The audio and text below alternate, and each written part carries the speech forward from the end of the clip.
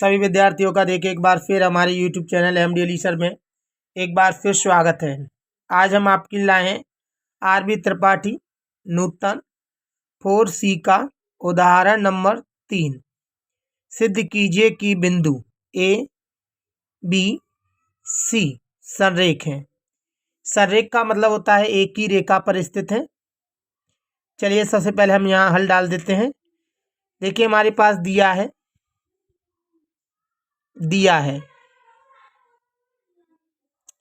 ए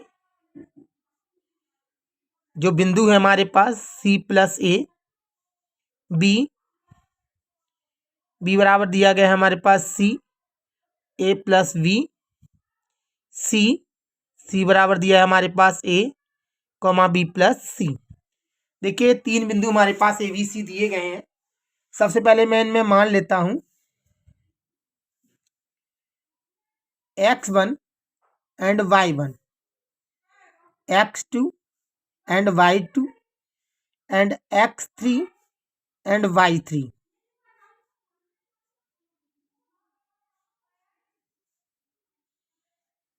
देखिए हम देखेंगे यहाँ पर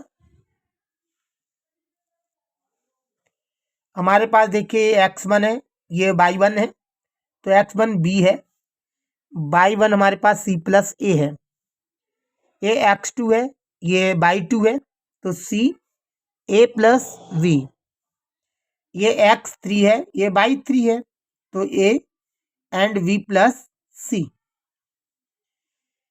चलिए देखिए हमने मान लिया है यहाँ पर। अब हम यहाँ देखेंगे यदि A B और C संरेख हों तब हम जानते हैं कि त्रिभुज का जो क्षेत्रफल है शून्य होगा। देखिए हम जानते हैं यदि ए बी और सी संरेख हों तब त्रिभुज का क्षेत्रफल शून्य होगा। अब हम देखेंगे अगर शून्य क्षेत्रफल है तो यहाँ पर हम लिखेंगे संरेख का प्रतिबंध 1/2 मोड x1 x2 x3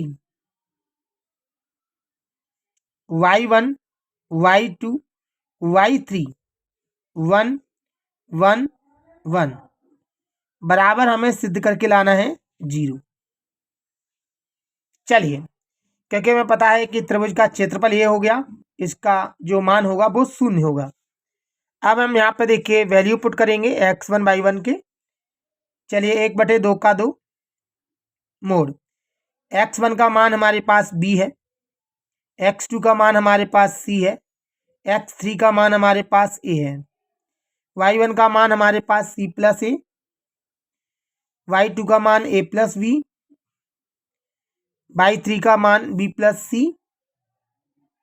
ये एक जैसा का जैसा लिखना है बराबर 0।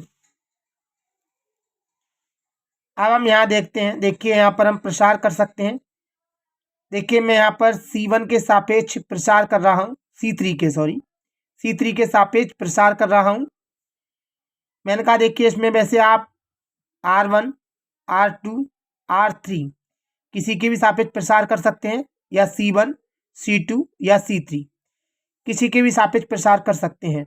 C का मतलब कॉलम माने स्तंभ होता है, 1 यानी पहला स्तंभ, दूसरा स्तंभ, तीसरा स्तंभ। इसी प्रकार हम जानते हैं R का मतलब यहाँ पर रो है, रो का मतलब पंक्ति होता है, R1 मतलब पहली पंक्ति, दूसरी पंक्ति, तीसरी पंक्ति, R2 R3। चलिए देखिए मैं यहाँ पर C3 यानी स्तंभ नंबर 3 के सापेक्ष प्रसार करने पर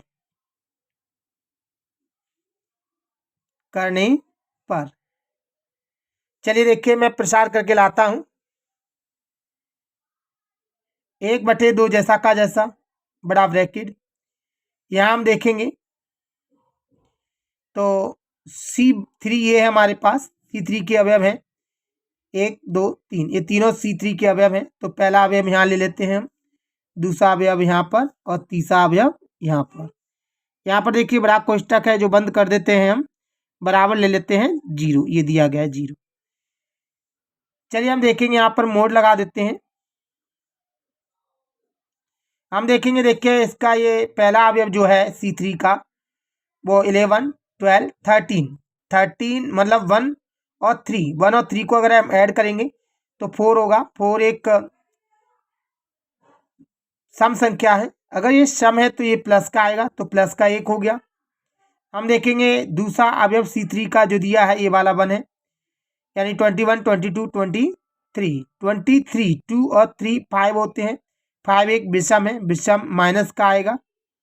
इसी प्रकार देखेंगे तीसरा अवयव ये है जो 31, 32, 33 3 3 6 हम जानते हैं कि प्लस का होता है, क्योंकि एक सम संख्या है इसलिए प्लस का आएगा।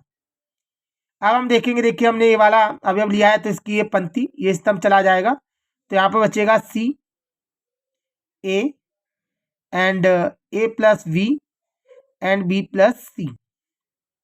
इसी प्रकार हमने ए अवयव लिया है तो इस अवयव की ये पंक्ति, ये स्तंभ चला जाएगा, बचेगा B C प्लस A। देखिए स्तंभ गया है, ये पंक्ति गई है, तो ये बचा A और B प्लस C। इसी प्रकार हम देखेंगे इसके लिए, ये अवयव के लिए ये वाला स्तंभ जाएगा, ये वाली पंक्ति जाएगी, तो बचेगा BC C plus A and A plus V। ये हमारे पास बचा। चलिए अब हम आगे देखेंगे इस सवाल में, 1/2 जैसा का जैसा, बड़ा ब्रैकेट 1 का 1, मैं इसका इससे मल्टीप्लाई करूंगा तो B का गुणा C से करेंगे तो BC प्लस C का C से करेंगे तो C²। ये सूत्र का माइनस है। अब इसका इससे गुणा करेंगे तो A का करेंगे तो A² प्लस का आएगा, लेकिन इस सूत्र के माइनस से माइनस का हो जाएगा A²। अब इसका इससे करेंगे तो प्लस का A भी हो जाएगा, लेकिन इस सूत्र के माइनस से हो जाएगा माइनस का AB। ये ब्रैकेट बंद, -1 का 1। इसी प्रकार इसका इससे गुणा करेंगे तो B² प्लस C का B से गुणा करेंगे तो BC।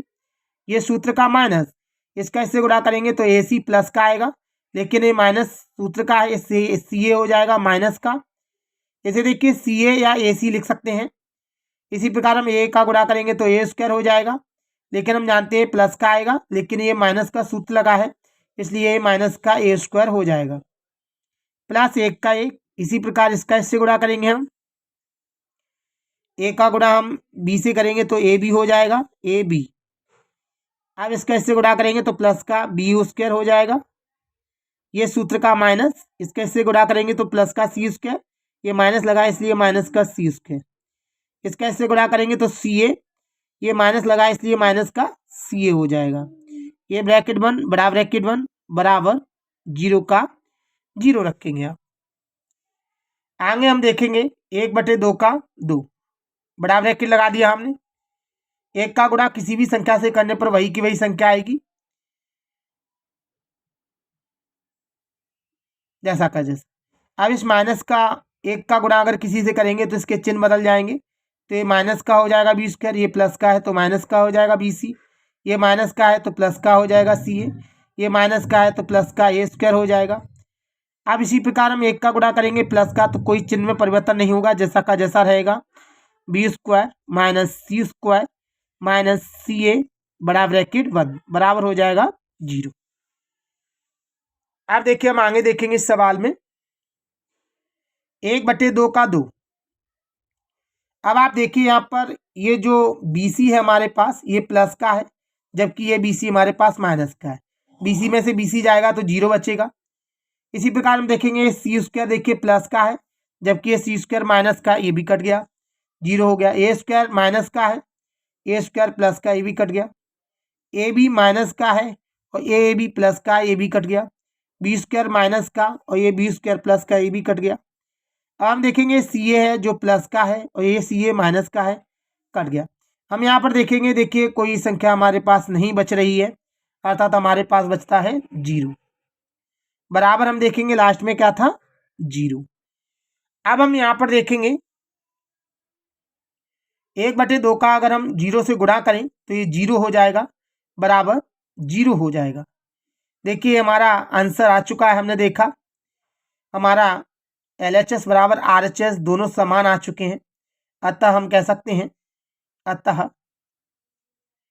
A, B और C संरेख हैं, क्योंकि तीनों एक ही रेखा पर स्थित है। अगर एक पर ना होते तो आंसर जीरो ना होता, तो हम कहेंगे यही हमारा सिद्ध हुआ, इति सिद्धम। देखिए हमने देखा कि हमारे दोनों पक्ष समान आए हैं, अर्थात ये तीनों एक ही रेखा पर स्थित हैं, अर्थात यही संरेख है। हम जानते हैं संरेख का मतलब होता है वे बिंदु जो एक ही रेखा पर स्थित होते हैं उन्हें हम संरेख कहते हैं। चलिए देखिए, अगर आपको ये सवाल अच्छी तरह समझ में आया है तो आप हमारे वीडियो को लाइक करें और शेयर करें। अगर अच्छा समझ में आया है तो हमें कमेंट में भी लिख के भेजें। अगर अच्छा है तो हाँ लिखें, अगर कोई दिक्कत आई है या डाउट है तो आप हमें कमेंट में बताएं। अपने डाउट को हम कोशिश करेंगे आपको और भी अच्छा समझाने की। अगर देखिए आप हमारे यूट्यूब चैनल पर नए हैं तो हमारे यूट्यूब चैनल को सब्सक्राइब करें और शेयर करें, वीडियो को लाइक करें। अगर कोई डाउट है आपको तो आप हमें कमेंट में ज़रूर बताएं, हम कोशिश करेंगे आपके डाउट को क्लियर कर सकें। हमारा वीडियो देखने के लिए आपका बहुत बहुत धन्यवाद।